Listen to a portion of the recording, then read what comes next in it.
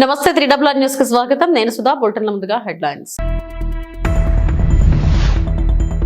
నిగంబోధ్ ఘాట్ వద్ద మన్మోహన్ సింగ్ కు నివాళులు అర్పించిన ప్రధాని నరేంద్ర మోడీ.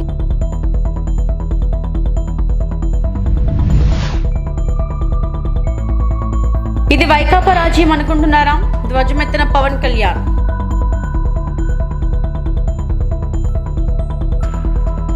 రేషన్ బియ్యం కేసుపై పేర్ని నాని ఫస్ట్ రియాక్షన్.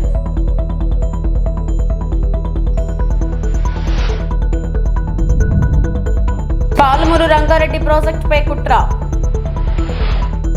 నిగంబోధ్ ఘాట్ వద్ద మాజీ ప్రధాని డాక్టర్ మన్మోహన్ సింగ్ భౌతిక కాయానికి ప్రధాని నరేంద్ర మోడీ నివాళులు అర్పించారు. భారతదేశం యొక్క ఆర్థిక మార్గాన్ని రూపొందించిన మరియు అంకిత భావంతో పనిచేసిన నాయకుడిగా డాక్టర్ సింగ్ వారసత్వాన్ని దేశం గౌరవిస్తుందన్నారు. पहुंच गए हैं निगमबोध घाट. यहाँ आप देख सकते हैं कि प्रधानमंत्री पहुंच गए हैं और अब से कुछ ही देर में राजकीय सम्मान के साथ अंतिम संस्कार किया जाएगा पूर्व प्रधानमंत्री डॉक्टर मनमोहन सिंह का. कल अपने वीडियो संदेश के संस्मरणों में भी प्रधानमंत्री ने बहुत भावपूर्ण तरीके से डॉक्टर मनमोहन सिंह को याद किया, उनके आचरण की तारीफ और प्रशंसा भूरे भूरे तरीके से की और कहा कि किस तरह से अपनी जड़ों को एक साथ रखते हुए डॉक्टर मनमोहन सिंह बेहद ही मृदुभाषी और विनम्र स्वभाव के धनी व्यक्ति थे. उन्होंने आप देख सकते हैं कि उन संस्मरणों को भी कल याद किया था कि कैसे जब वो गुजरात के मुख्यमंत्री थे और डॉक्टर मनमोहन सिंह प्रधानमंत्री, तो नियमित तौर पर उनकी बात डॉक्टर मनमोहन सिंह से होती थी. एक कुशल सांसद के रूप में उनके आचरण की भी प्रशंसा करते हुए प्रधानमंत्री ने साफ तौर पर ये उदाहरण दिया था कि किस तरह वो व्हील चेयर पर मौजूद होकर यहाँ पहुँचे थे. आप देख सकते हैं कि उपराष्ट्रपति जगदीप धनखड़ भी इस वक्त निगमबोध घाट पहुँच गए हैं. तस्वीरों में आप देख सकते हैं रक्षा मंत्री राजनाथ सिंह, गृह मंत्री अमित शाह भी भावपूर्ण विदाई देते हुए डॉक्टर मनमोहन सिंह जो अब हमारे बीच नहीं हैं. अक्रॉस पार्टी लाइंस आप देख सकते हैं देश विदेश से तमाम जो राजनेता हैं उनकी सकारात्मक और भावपूर्ण प्रतिक्रिया हमारे सामने आ रही है. कुशल अर्थशास्त्री के तौर पर एक अनमोल रत्न को खो दिया. आप देख सकते हैं कि प्रधानमंत्री नरेंद्र मोदी भी निगमबोध घाट पर मौजूद हैं और प्रधानमंत्री भी पूर्व प्रधानमंत्री डॉक्टर मनमोहन सिंह को श्रद्धांजलि अर्पित करते हुए भावपूर्ण तरीके से.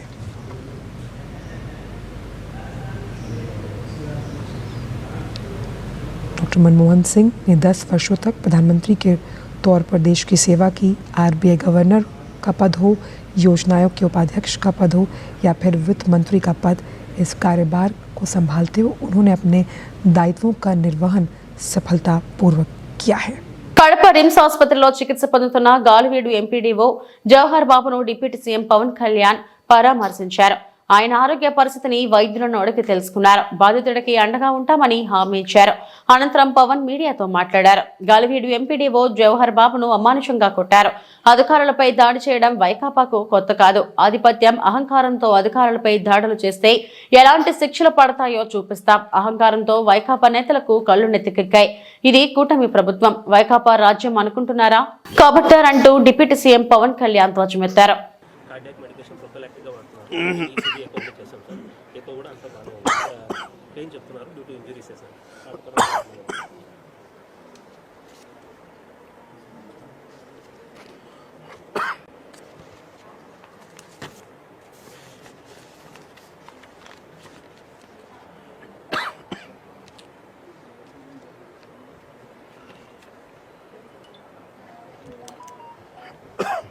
నేను మీకు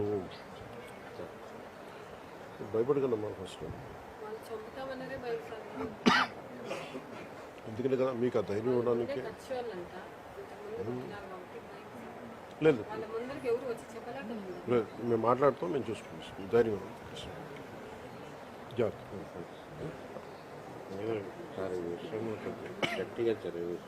సార్ నా ఒక్క నిమిషమే కదా సార్. లేదు ఇది మన చెప్పుకోలేకుండా నేను మాట్లాడుతున్నాను. నన్ను సరైన యాక్షన్ తీసుకోండి. ఈ సంఘటన వల్లే సార్ మీకోసం స్పెషల్గా వచ్చాము కంపల్సరీ గట్టిగా యాక్షన్ వేరే పని లేదు అందరూ చాలా మంది వచ్చి మామూలుగా ప్రెస్ స్టేట్మెంట్కో దేనికో రావాలా మీకు నేను మీకు అండగా ఉండటానికి వచ్చాను. రెడ్డి గారి గతంలో కూడా ఈయన ఇదే ఎంపీడీఓలో ఈ ప్రతాప్ గారి మీద దాడి చేశారు, శేఖర్ నాయక్ గారి మీద దాడి చేశారు, అలాగే శ్రీనివాసులు రెడ్డి గారి మీద దాడి చేశారు. ఇది వీళ్ళ రాజ్యాలు అనుకుంటా ఉన్నారు. ఇష్టానికి మేము చేసుకోవచ్చు. నేను జవహర్ బాబు గారు కూడా చెప్పింది ఏంటంటే మూడు తాళాలు అడిగారు. మీ అమ్మగారికి ఇస్తాం, అది ఆవిడ మండల పరిషత్తు ఆవిడకి పదవి ఉంది కాబట్టి వాళ్ళ పిల్లలకి ఇవ్వమంటే ఎందుకు ఇవ్వం అని చెప్పి వాళ్ళ మనుషులు దాడి చేసి అమానుషంగా కొట్టారు. ఆయనకి హై బీపీ ఉన్న వ్యక్తి, హార్ట్ ప్రాబ్లం ఉన్న వ్యక్తి, పైగా కూర్చోబెట్టి కులాన్ని దూషించడం. దీనికి వీళ్ళ అహంకారానికి కులం ఏం లేదా. ఎవరైనా సరే శ్రీనివాసరెడ్డి గారు కావచ్చు, శేఖర్ నాయక్ గారు కావచ్చు, ప్రతాప్ గారు కావచ్చు, జవహర్ గారు కావచ్చు, ఎవరి మీదైనా సరే వాళ్ళకి ఆధిపత్యానికి అడ్డుకుంటే మటుకు వీళ్ళకి ఇదే. నేను వీళ్ళందరికీ ఇదే చెప్తున్నాను మీకు. ఇది గత ప్రభుత్వంలా కాదు. ఇది ఇష్టారాజ్యంగా చేస్తాం మేము కూర్చున్న వ్యక్తులం కాదు. మేము సాక్షాత్తు నేనే ఉప ముఖ్యమంత్రిగా ఉండి నేను తప్పు చేసిన శిక్ష పడాలి అని చెప్పి అసెంబ్లీలో చెప్పిన వాడిని. శ్రీనివాసులు రెడ్డి గారి మీద దాడి చేశారు. వీళ్ళకి కులం ఎక్కువ తక్కువ లేదు. వీళ్ళకి అహంకారం నడినెత్తి మీదకి వచ్చి కొట్టుకుంటా ఉంది. అహంకారం తీస్తాం, తోలు తీసి కింద కూర్చోబెడతాం. మీకు ఒళ్ళు ఒక్కొక్కళ్ళకి మీకు ఎక్కడెక్కడ ఉన్నో తెలియట్లా. మీకు అహంకారాలు పెరిగిపోయినాయి. మీకు ఆధిపత్యపు అహంకారంతో అధికారుల మీద దాడి చేస్తే మిమ్మల్ని ఎలా తీసుకెళ్లాలో, ఎలాంటి శిక్ష పడాలో మీకు ఖచ్చితంగా చేసి పెడతాం. మీకు ఇష్టారాజ్యంగా చేయకండి. అహంకారంతో నడినెత్తి మీద కళ్ళు నెత్తికెక్కాయి. మీకు ఈ ప్రభుత్వం చాలా త్రికరణ శుద్ధిగా అందరం కూర్చొని మేము కలిసికట్టుగా ఉన్నాం. ఇక్కడ ఇది కూటమి ప్రభుత్వం, ఇది వైసీపీ ప్రభుత్వం కాదు. ఇది ఇష్టారాజ్యంగా మీరు చేస్తారంటే కామ్గా కూర్చునే ప్రభుత్వం కాదు. మీకు ఎలా చేస్తే, ఎలా నియంత్రిస్తే మీకు కిందకు వస్తారో మేము చేస్తాం. మీరు గాల్లో విహరిస్తూ ఉన్నారు. 11 సీట్లు వచ్చిన ఇంకా గాల్లో విహరిస్తున్నారు. మొత్తం మీకు ఎలా కిందకి దించాలో మాకు బాగా తెలుసు. చేసి చూపిస్తాం. ఇదే కాదు, ఈ సందర్భంగా ఏ నాయకులకైనా సరే అధికారుల మీద దాడి చేసినా, అధికారులు విధులు నిర్వహిస్తుంటే అడ్డుకున్నా చాలా కఠినమైన చర్యలు ఉంటాయి.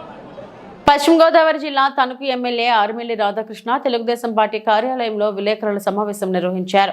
ఈ సందర్భంగా ఎమ్మెల్యే ఆర్మిల్లి రాధాకృష్ణ మాట్లాడుతూ తణుకు మండలం తేతలలోని లేహం ఫుడ్ ప్రొడక్ట్స్ పేరుతో ఏర్పాటు చేసిన పశువధ కర్మాగారానికి అనుమతులు తెచ్చింది అప్పటి ఎమ్మెల్యే కారుమూరి వెంకట నాగేశ్వరరావు అని అన్నారు. పరిశ్రమ ఇక్కడ రావడానికి కర్త కర్మ క్రియ కారుమూరి మాత్రమేనని అన్నారు. 2023లో సింగిల్ విండో ద్వారా టౌన్ ప్లానింగ్ అనుమతులు తీసుకొచ్చారని గుర్తు చేశారు. 2024 జనవరిలో పొల్యూషన్ బోర్డు ద్వారా అనుమతులు తీసుకొచ్చారని చెప్పారు. లేహం ఫుడ్ ప్రొడక్ట్స్ పరిశ్రమకు అనుబంధంగా హైదరాబాద్లో తన కుమారుడితో కలిసి హరి ప్రోటీన్ ఫుడ్స్ పేరుతో పరిశ్రమ ఏర్పాటు చేశారన్నారు. లేహం ఫుడ్స్ ద్వారా వచ్చిన కళేబరాలు సేకరించి వాటి ద్వారా మరో అనుబంధ పరిశ్రమ ఏర్పాటు చేసినట్టు చెప్పారు. పరిశ్రమ యాజమాన్యంతో లావాదేవీల్లో తేడాలు వచ్చి ఇప్పుడు ప్రగల్భాలు పలుకుతున్నారని అన్నారు. 2020 నుంచి 2024 వరకు లేహం ఫుడ్స్ కర్మాగారంలో వచ్చిన విద్యుత్ లక్షల్లో బిల్లులు నడుపుతున్నారనే దానికి నిదర్శనమన్నారు. కర్మాగారం వ్యవహారం జిల్లా కలెక్టర్తో పాటు ప్రభుత్వం దృష్టికి తీసుకెళ్లామన్నారు. ఈ పరిశ్రమను నిలిపివేసేందుకు చర్యలు తీసుకుంటామని హామీ ఇచ్చారు. నా ప్రభుత్వ హయాంలో 2019 నుంచి 24 వరకు ఏమీ అనుమతులు రాలేదంటున్నాడు. ఆ రోజు 2014-19లో పంచాయతీకి సంబంధించినటువంటి అప్రూవల్ ఇవ్వకపోతే ఈయన అధికారంలోకి వచ్చిన తర్వాత 2023లో వాళ్ళు పంచాయతీని బైపాస్ చేసి సింగిల్ విండో ద్వారా టౌన్ ప్లానింగ్ అప్రూవల్ తీసుకొచ్చున్నారు. 3 ఏప్రిల్ 2023 ఇది ఈ పెద్ద మనిషి ఎమ్మెల్యేగా ఉన్నప్పుడు, మంత్రిగా ఉన్నప్పుడు 2023లో సింగిల్ విండో ద్వారా డెవలప్మెంట్ అథారిటీ నుంచి టౌన్ ప్లానింగ్ అప్రూవల్ తెచ్చుకున్నారు. అలాగే అస్సలు ఒక్క పర్మిషన్ రాలేదు, నేను పద్దెత్తుని ఎంత ఒత్తిడిలు వచ్చినా రాలేదన్నాడు. 17 జనవరి 2024న పొల్యూషన్ బోర్డు పర్మిషను. ఇది ఈ సంవత్సరం జనవరిలో వచ్చినటువంటి పర్మిషన్స్. ఈరోజు కారు మోరికి సిగ్గుండాలి మాట్లాడటానికి.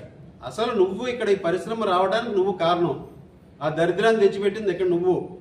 ఈ రోజు నువ్వు పెద్ద మనిషిలాగా కౌరులు చెప్తూ రాజకీయ ప్రలోభాల కోసం, రాజకీయ లబ్ధి కోసం నువ్వు మాట్లాడుతున్నావు అంటే చాలా హాస్యాస్పదంగా ఉంది. ఇంకా ఉంది నీ చరిత్ర. నువ్వు ఈ పరిశ్రమతో అనుబంధ పరిశ్రమను ప్రారంభించావా లేదా? నీ కొడుకు హైదరాబాద్లో ఈ పరిశ్రమకు సంబంధించి ఏదైతే ఈరోజు దీని ద్వారా వచ్చే బోన్లని కూడా ప్రాసెస్ చేసే విధంగా నువ్వు పరిశ్రమను స్థాపించావా లేదా? నువ్వు నీ కొడుకు అక్కడికి సంబంధించినటువంటి దానికి సంబంధించినటువంటి Priya foods Hari protein foods నీ కొడుకు డైరెక్టర్గా ఉన్నాడు. నీ వియ్యంకులు ఎవరో నీకు సంబంధించినటువంటి వాళ్ళు డైరెక్టర్లుగా ఉన్నారు. హరి ప్రోటీన్ ఫుడ్స్ని ఈ పరిశ్రమకి ల్యామ్ ఫుడ్స్కి అనుబంధంగా ప్రారంభించిన కంపెనీయా కాదా అనేది నువ్వు చెప్పు ప్రజలకు సమాధానం. ఈ తణుకు నియోజకవర్గ ప్రజలకి అక్కడ నువ్వు వ్యాపార లావాదేవీలు చేసుకోవడానికి కూడా సిద్ధమయ్యావు. ఆ రోజు అక్కడ ప్రజలు కూడా తరిమి కొట్టారు నిన్ను. ఈరోజు వాళ్ళతో లావాదేవీలు నీకు తేడా వచ్చి ఈరోజు నువ్వు ఏదో గొప్పగా సంఘ సంస్కరణగా వచ్చి మాట్లాడుతున్నావు అంటే సిగ్గుపడాలి. దీనికి సమాధానం చెప్పు. ఈ హరి ప్రోటీన్ ఫుడ్స్ ఏంటి? ప్రోటీన్ ఫీడ్స్ అనేది ఈ కంపెనీ ఏంటి? దీని తతంగం ఏంటి అనేది ఈరోజు ఆ విధంగా నువ్వు ఇచ్చినటువంటి పర్మిషన్లు, నువ్వు అనుబంధ పరిశ్రమని ఈ పరిశ్రమకు అనుబంధంగా పరిశ్రమను ప్రారంభించావు. ఈరోజు అటువంటి పరిస్థితుల్లో నువ్వు దీని మీద పోరాడేటటువంటి నైతిక హక్కు నీకు లేదు. ప్రజల నెత్తిన భారం మోపిన వ్యక్తి ఆ రోజు జగన్మోహన్ రెడ్డి అని తణుకు ఎమ్మెల్యే ఆర్ఎమ్మెల్యే రాధాకృష్ణ అన్నారు. పశ్చిమ గోదావరి జిల్లా తణుకు తెలుగుదేశం పార్టీ కార్యాలయంలో ఎమ్మెల్యే ఆర్ఎమ్మెల్యే రాధాకృష్ణ మాట్లాడుతూ జగన్మోహన్ రెడ్డి ముఖ్యమంత్రిగా 10 సార్లు కరెంటు బిల్లులు పెంచి ఈ రోజు వైఎస్ఆర్ పార్టీ ఆధ్వర్యంలో నిరసన చేయడం సిగ్గుచేటంటూ ధ్వజమెత్తారు. తణుకు ఎమ్మెల్యే ఆర్ఎమ్మెల్యే రాధాకృష్ణ ఆ రోజు వైఎస్ఆర్ ప్రభుత్వం చేసిన పాపాలు ఈ రోజు ప్రజలకు శాపాలుగా మారాయని ఎమ్మెల్యే ఆర్ఎమ్మెల్యే రాధాకృష్ణ అన్నారు.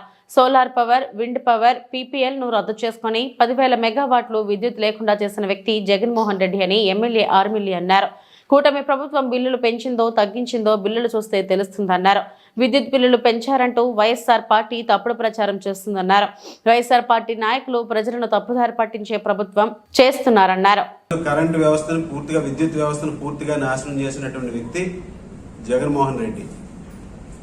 ఆ రోజు ప్రభుత్వంలో డిస్కమ్ల ద్వారా ఈఆర్సీకి రేట్లు పెంచడం కోసం ప్రతిపాదనలు పంపించి జగన్మోహన్ రెడ్డి, వైఎస్ఆర్ కాంగ్రెస్ పార్టీ నాయకులు ఈరోజు ముసలి కన్నీరు కారుస్తున్నారనడంలో ఎటువంటి సందేహం లేదు. వైఎస్ఆర్ పార్టీ అధికారంలో ఉన్నప్పుడే ఆ రోజు విద్యుత్ ఛార్జీలు పెంచడం జరిగింది. ఆ రోజు భారం ఈ రోజు ప్రజల మీద పడుతుంది. వీళ్ళు చేస్తున్నటువంటి ఆ రోజు చేసినటువంటి నిర్వాహకాలే ఈ ప్రభుత్వం వచ్చిన తర్వాత కూడా ప్రజలకి శాపాలుగా మారి అనడంలో వాస్తవం అని సందర్భంగా తెలియజేస్తున్నాం. అలాగే ముఖ్యంగా జగన్మోహన్ రెడ్డి అధికారంలో ఉన్నప్పుడు సోలార్ పవర్ కానీ, విండ్ పవర్ కానీ ఆ రోజు పీపీఎల్ అన్నింటినీ కూడా రద్దు చేసుకుని 10,000 మెగావాట్ల విద్యుత్తుని ఈ రాష్ట్రానికి రాకుండా చేసినటువంటి దుర్మార్గుడు జగన్మోహన్ రెడ్డి. ఈ రోజు వీళ్ళు విద్యుత్ ఛార్జీలు పెంచారని చెప్పేసి తప్పుడు ప్రచారాలతో వీళ్ళు ధర్నాలు, ర్యాలీలు చేయడం సిగ్గుచేటని సందర్భంగా తెలియజేస్తున్నాం. వాళ్ళు చేసినటువంటి ఈరోజు ప్రజలెవరూ కూడా నమ్మే పరిస్థితిలో లేరు. ఈ ప్రభుత్వం ప్రజల సంక్షేమానికి కట్టుబడి ఉంది. ప్రజల మీద ఏ విధంగా వాళ్ళు భారాలు మోపారో వాటన్నింటినీ కూడా తగ్గించడానికి ఈరోజు ప్రయత్నం చేస్తుంది. ఈరోజు ఈ ప్రభుత్వం వచ్చిన తర్వాత వాళ్ళు చేసినటువంటి తప్పుడు ఛార్జీలు తగ్గించి ఈరోజు విద్యుత్ ఛార్జీలు కూడా బిల్స్ లో ప్రజలకు కనిపిస్తున్నాయి, తగ్గినాయో పెరిగినాయో అనేది. ఈరోజు ఆ విధంగా ప్రజల పక్షాన్ని నిలబడే ప్రభుత్వం ఈ కూటమి ప్రభుత్వం అని రేషన్ బియ్యం మాయం కేసులో తనపై జరుగుతున్న తప్పుడు ప్రచారాన్ని మాజీ మంత్రి పేర్ని నాని ఖండించారు. ఈ విషయంలో అధికారుల దర్యాప్తు కంటే సోషల్ మీడియాలో రచ్చ ఎక్కువైందని, పోలీసుల విచారణ పూర్తి కాకముందే ఉద్దేశపూర్వకంగా తనను దొంగగా ప్రచారం చేస్తున్నారని ఆవేదన వ్యక్తం చేశారు. శనివారం తాడేపల్లిలో ఆయన మీడియాతో మాట్లాడారు. అద్దె కోసమే గొడౌన్ కట్టుకున్నాం, తప్పుడు పనులు చేయడానికి కాదు. సివిల్ సప్లై అధికారులు నా భార్య జయసుధకు చెందిన గొడౌన్ లో స్టాక్ ఉంచారు. టెక్నికల్ గా మా తప్పు లేకపోయినా నైతికంగా బాధ్యత తీసుకుంటామని చెప్పాం. ఈ కేసులో విచారణ పూర్తి కాలేదని పోలీసులే చెబుతున్నారు. ఏది తెలుసుకోకముందే నేనే దొంగనంటూ కూటమి నేతలు కొద్ది రోజులుగా నాపై ఆరోపణలు చేస్తూనే ఉన్నారని అన్నారాయన. అయినా కూడా ఈ వ్యవహారంలో డిపార్ట్మెంట్ విచారణ కంటే సోషల్ మీడియా రచ్చ ఎక్కువైంది. కూటమి అనుకూల నేతలు, విశ్లేషకులు ఈ తప్పుడు ప్రచారంలో భాగమయ్యారు. నేను పారిపోయానంటూ ప్రచారాలు చేశారు. నాపై ప్రతీకారం తీర్చుకోవాలని నా ఇంట్లో ఆడవాళ్లను ఇబ్బంది పెడుతున్నారు. ఏదో ఒక రకంగా నన్ను, నా భార్యను అరెస్టు చేయాలని చూస్తున్నారని పేర్ని నాని ఆవేదన వ్యక్తం చేశారు. పేర్ని నాని ఒక అక్రమార్కుడిగా నేనేదో ఉద్దేశపూర్వకంగా తప్పుడు పనులు చేశానని చెప్పని పోలీస్ ఇన్వెస్టిగేషను, డిపార్ట్మెంటల్ ఇన్వెస్టిగేషన్ కంటే కూడా మీడియా, సోషల్ మీడియా అత్యుత్సాహంతో విపరీతమైనటువంటి రాజకీయ కక్షతో చిలవలు పలవలుగా, పుంకాను పుంకాలుగా రోజు వండి వార్చుతున్నటువంటి పరిస్థితులన్నీ తెలుగు సమాజం అంతా కూడా చూస్తుంది.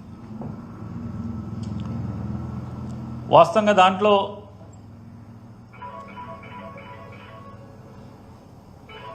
ఆవిడ నిర్మాణం చేసి రెంట్కి ఇచ్చినప్పటికి కూడా ఉన్నది ఒకటే గోడౌను. మా అత్తమామలు కానీ మేం కానీ అంటే ఆలోచన ఏంటంటే వయసు 60కి దగ్గరికి వెళ్తున్నాం, రిటైర్ అయితే లేకపోతే ఏ వ్యాపకం చేయలేని, అంటే రిటైర్ అంటే ఏదైనా వ్యాపారమో లేకపోతే కాంట్రాక్ట్లో ఇంకోటో ఏదైనా వ్యాపారం చేయలేని పరిస్థితులు ఉంటే ఏదైనా రెంట్ వస్తుంది అనే ఆలోచనతో చేసినటువంటి నిర్మాణం. రెండోది ఏంటంటే పోర్టు తొందరలో పూర్తవుతుంది, ఎవరో ఒకళ్ళు వచ్చి రెంట్ తీసుకుంటారనేటువంటి నేపథ్యంలో దాన్ని నిర్మాణం చేసిన పరిస్థితులు. సాధారణంగా నేను కానీ నా శ్రీమతి గారు కానీ అసలు దాంట్లోకి వెళ్తాం అనేది, దానికి వెళ్ళి రోజు వెళ్ళి చూడటం లేకపోతే మధ్యలో వెళ్ళి చూడటం, ఇట్లాంటి డే టు డే ఆపరేషన్స్ అన్నీ కూడా మేనేజర్ని పెట్టుకుని, స్టాఫ్ని పెట్టుకుని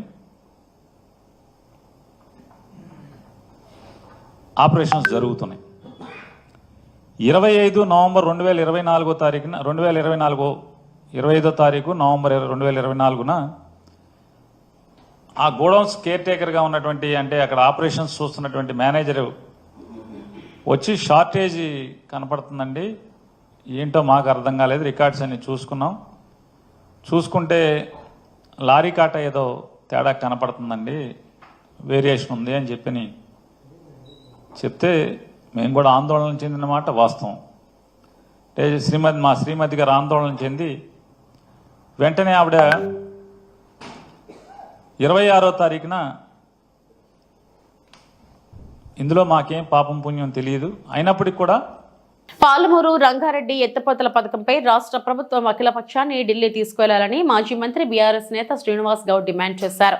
పాలమూరు రంగారెడ్డి ప్రాజెక్టుకు కేంద్రం అనుమతులు ఇవ్వకపోగా డీపీఆర్ ను వెనక్కి పంపిందని మండిపడ్డారు. బీఆర్ఎస్ ప్రభుత్వం పంపిన డీపీఆర్ కు పర్యావరణ శాఖ అనుమతులు ఇచ్చిందన్న ఆయన, నాగార్జున సాగర్ ఎగువన ఉన్న 45 టీఎంసీలు తెలంగాణ వాడుకోవాలని తీర్పు ఉందని, 90 టీఎంసీల నికర జలాలు తెలంగాణకు ఉన్నాయని వివరించారు.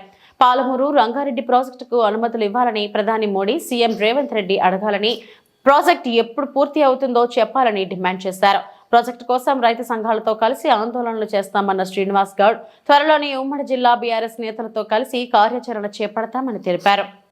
ఆన్ చేస్తే రిజర్వాయర్ నీళ్ళు నిండి ఉండేటివి, మోటార్లు రెడీ ఉన్నా రిజర్వాయర్లు నింపట్లేదు. కేంద్రం నుంచి అనుమతులు కూడా తీసుకురావడంలో ప్రయత్నం కూడా లేదు. ప్రయత్నం మొత్తం కూడా కేసులు, జైలు, డైవర్షన్ ఇవి తప్ప అభివృద్ధి మీద దృష్టి పెట్టట్లేదు. రెడీమేడ్గా 90% కంప్లీట్ అయినటువంటివి కాలువలు, తవ్విన కాలువలు ఉన్నాయి, కట్టిన కట్టలు ఉన్నాయి, పెట్టిన మోటార్లు ఉన్నాయి. ఆన్ చేసి దుగ్గిపిచ్చి ట్రయల్ కూడా చేయించినాం. అసలు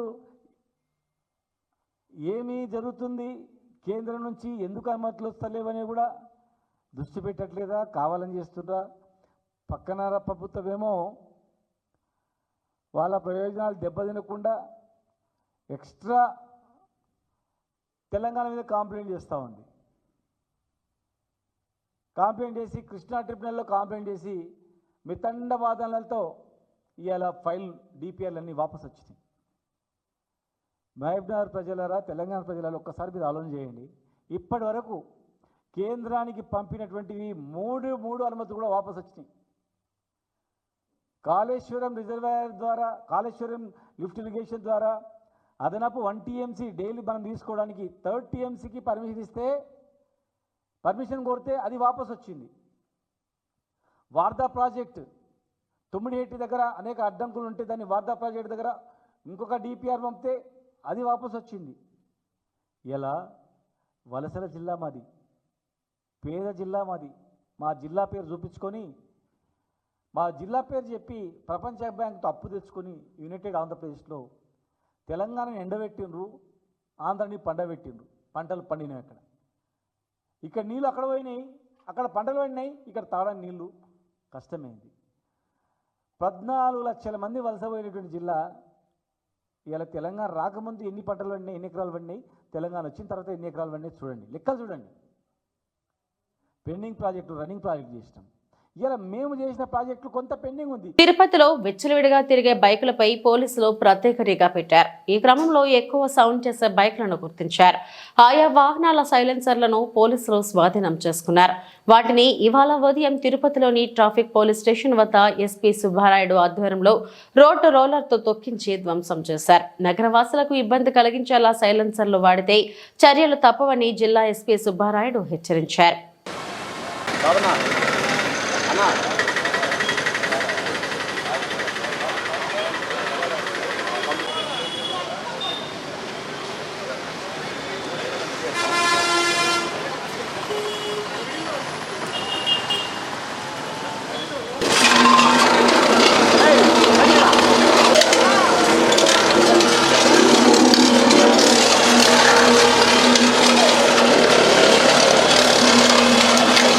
తిరుపతి పట్టణంలో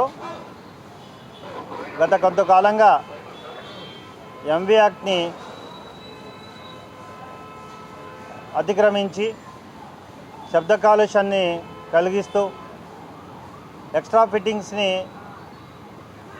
వెహికల్స్కి పెట్టుకొని, అదేవిధంగా పరిమితికి మించి సౌండ్ వచ్చే విధంగా సైలెన్సర్స్ని బిగించడం జరిగింది. వాటిపై గత కొంతకాలంగా రైడ్స్ చేసి ఆ సైలెన్సర్ అన్నింటినీ కూడా సీజ్ చేయడం జరిగింది. ఆ సైలెన్సర్ని ఎంవీ యాక్ట్ ప్రకారం కమిటీ వేసి వాటన్నిటినీ కూడా డిస్మాంటిల్ చేయడం జరిగింది. ఈ ప్రెస్ మీట్ ద్వారా తిరుపతి పట్టణంలో ఉన్న వాహన వినియోగదారులకు ఎంవీ యాక్ట్ ప్రకారం పరిమితికి మించి లేకుండా ఎంవీ యాక్ట్ ప్రకారం మాత్రమే మీరందరూ కూడా వెహికల్స్ని వాడాలి. శబ్ద కాలుష్యాన్ని పెంచి రాత్రిపూట వాటితో సౌండ్ చేయడం వల్ల చాలామందికి నిద్రాభంగం కలిగే ప్రమాదం ఉంది. అదేవిధంగా పక్కన వెహికల్ వ్యక్తి కూడా భయపడి తన వెహికల్ కంట్రోల్ పోయే ప్రమాదం ఉంది. కాబట్టి ఇటువంటి వెహికల్స్ని ఆల్రెడీ మొన్న కొన్ని వెహికల్స్ని ఎక్స్ట్రా ఫిట్టింగ్స్ ఉన్నప్పుడు సీజ్ చేయడం కూడా జరిగింది, రైడ్స్కి వాడే వెహికల్స్. సో అందరికీ కూడా మీరందరూ ఎంవీ యాక్ట్ ఫాలో అయ్యి మీరు భద్రంగా ఉండాలి, పక్క వ్యక్తిని కూడా సురక్షితంగా ప్రయాణించే విధంగా ఉండాలని తెలియజేస్తున్నాను. అదేవిధంగా ఇటీవల కాలంలో తిరుపతి పట్టణం మరియు తిరుపతి జిల్లాలో సుప్రీంకోర్టు హైకోర్టు గైడ్లైన్స్ ప్రకారం అందరూ కూడా ఎంవీ యాక్ట్ ఫాలో అయ్యే విధంగా హెల్మెట్స్ ధరించే విధంగా ఎక్కువగా అవేర్నెస్ ప్రోగ్రామ్స్ ఎన్ఫోర్స్మెంట్ చేయడం జరుగుతుంది. ప్రజలందరూ కూడా మీ భద్రత కోసమే మేము చెప్తున్నాం. మీరు భద్రంగా ఉంటే మీ కుటుంబం భద్రంగా ఉంటుంది, సమాజం భద్రంగా ఉంటుంది, సురక్షితంగా ఉంటుంది. కాబట్టి అందరూ ఎంవీ యాక్ట్ ఫాలో అవ్వండి, రోడ్డు రూల్స్ను ఫాలో అవ్వండి, హెల్మెట్ని ధరించడం తెలియజేస్తున్నాం. ఇవి ఇప్పటివరకు నా బులెటిన్ అప్డేట్స్. నమస్తే.